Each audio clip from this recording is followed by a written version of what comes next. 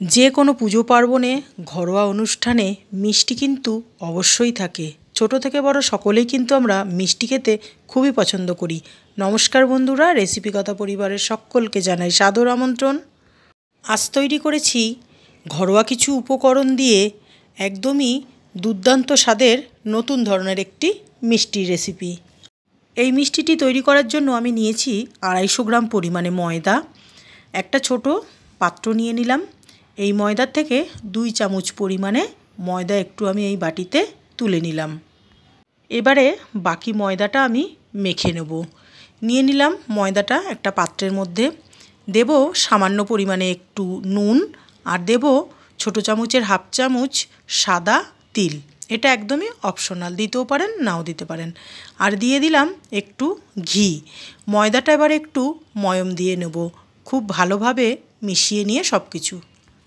এই মিষ্টিটি বানানোর জন্য আমি ময়দা নিয়েছি, আপনারা আটা দিয়েও বানিয়ে নিতে পারেন। ময়দাটা খুব ভালোভাবে ময়ম দেওয়া হয়েছে কিনা বোঝার জন্য যখনই ময়দাটা হাতে নিলাম একটা মন্ড টাইপের তৈরি হলো, তার মানে একদম পারফেক্ট ময়ম দেওয়া হয়েছে। এবারে অল্প অল্প জল দিয়ে ময়দাটা মেখে নেব।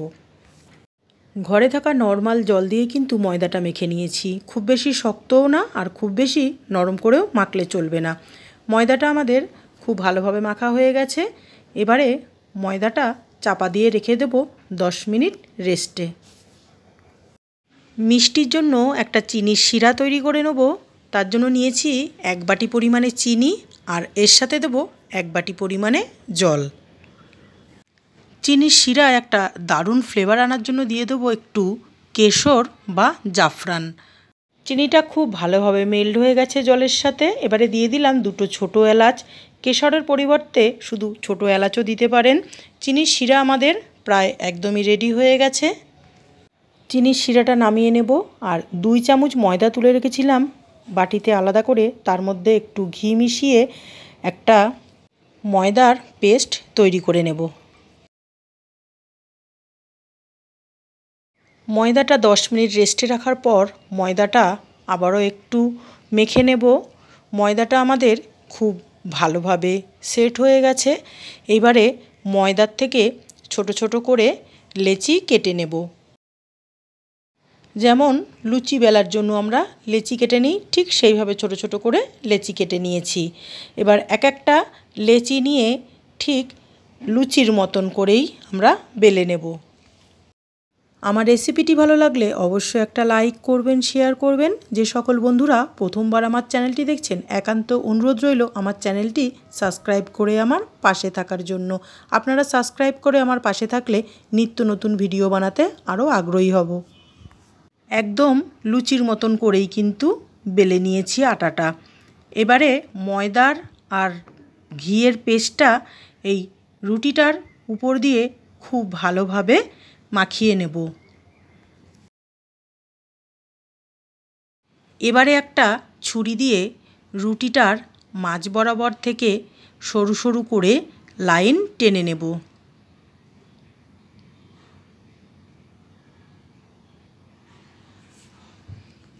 রুটিটার মাথার দিকটা একটু ফাঁকা রেখে আর নিচের দিকটা একটু ফাঁকা রেখে মাঝ বরাবর দিয়ে ছুরিটা দিয়ে কেটে নিলাম। এবারে সাইড থেকে আস্তে আস্তে মুড়ে রোল টাইপের করে নেব।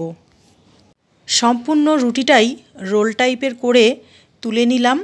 এরপর রুটির নিচের দিকের অংশটাকে ঘুরিয়ে রুটির ভিতর দিকটা দিয়ে অপর দিকের অংশটা একটু টেনে এনে দুটো মাথা একসাথে করে চেপে নিয়ে একটু হালকা হাতে বেলনি দিয়ে প্রেস করে নেব। একদমই হালকা হাতে প্রেস করে নিয়েছি। দেখুন, ঠিক এইভাবেই হালকা হাতে প্রেস করে নিতে হবে। ঠিক এইভাবেই বাকি লেচিগুলো এইভাবে বেলে রেডি করে নেব। কড়াইয়ের তেল হালকা গরম করে নিয়েছি। এবারে এইগুলো একে একে দিয়ে দেব তেলের মধ্যে। হাই ফ্লেমে কিন্তু ভাজা যাবে না, একদম হালকা উষ্ণ গরম তেলে কিন্তু এগুলো ভাজতে হবে। গ্যাসের ফ্লেমটা লোতে রেখেই কিন্তু লালচে করে ভেজে নিতে হবে 2 পিঠ। এক পিঠ ভাজা হয়ে গেছে, উপর দিকে বেশ ভেসে উঠেছে। এবারে অপর পিঠটাও উল্টে দিয়ে ভেজে নেব লালচে করে। মিষ্টি তৈরি করার জন্য ঘরে হয়তো সবসময় ছানা বা দুধ থাকে না, এইভাবে কিন্তু আটা বা ময়দা দিয়ে এই মিষ্টিগুলো তৈরি করে নিতে পারেন। দুই পিঠ কিন্তু খুব ভালোভাবে লালচে করে ভাজা হয়ে গেছে। এবার তেল ঝরিয়ে এগুলো তুলে নিয়ে দিয়ে দেব চিনির শিরায়। চিনির শিরা কিন্তু একটু উষ্ণ গরম রাখতে হবে, গরম শিরাতেই কিন্তু দিতে হবে এই ভাজাগুলো। 15 থেকে 20 মিনিট চিনির শিরায় ডুবিয়ে রেখে দেবো এগুলো। আর মাঝে একটু উল্টে পাল্টে দুই পিঠই একটু ভালো করে চিনির রসে ভিজিয়ে দেব, যাতে চিনির রসটা মিষ্টিগুলোর মধ্যে খুব ভালোভাবে অ্যাবজর্ব করে নেয়। মিষ্টিগুলো চিনির শিরা থেকে তুলে নিয়ে সার্ভ করে দেবো একটা প্লেটে। আর উপর থেকে একটু পেস্তা কুচি আর সাদা তিল দিয়ে ডেকোরেশন করে দেব। মিষ্টিটা যেমন মুচমুচে তেমনি খাস্তা তৈরি হয়, আর খেতে অসাধারণের টেস্ট। আপনি নিজেও খেয়ে অবাক হবেন যে এত সুন্দর মিষ্টি আটা ময়দা দিয়ে তৈরি। যে কোনো ঘরোয়া অনুষ্ঠানে বা পুজো পার্বণে একদম ঘরোয়া উপকরণ দিয়ে নিজে হাতে তৈরি করে নিতে পারেন এই মিষ্টিটা। সকলে ভালো খান, সুস্থ থাকুন। ধন্যবাদ। ফিরবো আবার নতুন কোনো রেসিপির সাথে।